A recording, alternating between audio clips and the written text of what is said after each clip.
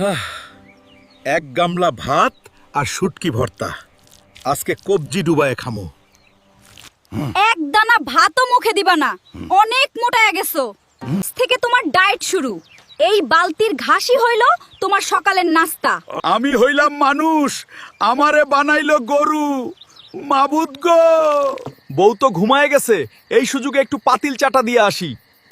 ওরে আল্লাহ, এই পাতিলের ভেতরেও ঘাসলতা। বউ দেহি পুরাই পাগল হইয়া গেছে।